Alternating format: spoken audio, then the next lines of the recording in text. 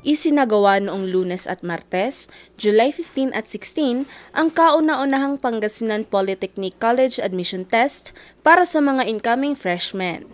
400 sa mga papasa, mabibigyan ng scholarship ayon sa pamantasan. Umaasa namang mapabilang dito si Sarah. Malaking tulong po ito para sa akin kasi matutulungan ko po ang aking mga magulang at aking mga kapatid. Dahil po free tuition. Dahil maraming estudyante ang naghahangad na makatanggap ng libreng edukasyon, pakiusap ni Governor Gico sa PPC na dagdagan pa ng 300 ang bilang ng mga scholar. Nakikiusap ang ating mahal na gobernador, lately lang na kung pwedeng taasan pa.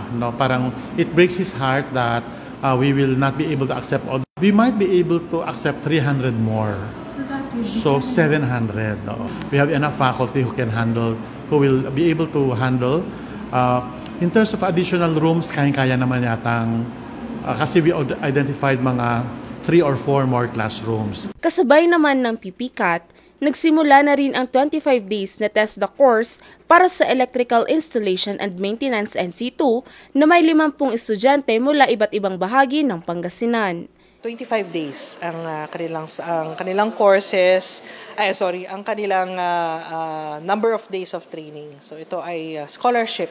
So at the end of the training, meron silang allowance mula sa TESDA at meron din silang starter toolkit na pwedeng makatulong sa kanila kapag sila ay nagsisimula na pwedeng magtrabaho or magnegosyo sa pangsarili nila. Kabilang sa 50 learners dito, ang 60-year-old na si Tatay Elvis Kalingasin na mula sa Baay, Lingayen, Pangasinan. Makakatulong sa aming mga pamilya, sa aming mga panghanap buhay, hindi lang siguro pang lokal, malay natin makapunta ng ibang bansa at siyempre malaking tulong po ang ganitong pagbubukas ng PPC. Ang pagtatag ng Pangasinan Polytechnic College sa ilalim ng pamumuno ni Governor Ramon V. Gico III ay layong mapataas ang antas ng kakayanan ng mga estudyante sa mga kursong may kinalaman sa Applied Arts and Sciences, Commerce, Business Administration, Teknolohiya at iba pa. Magsisimula ang pasukan ng paaralan sa darating na August 12. Valerie Dismaya para sa Luzon Headlines.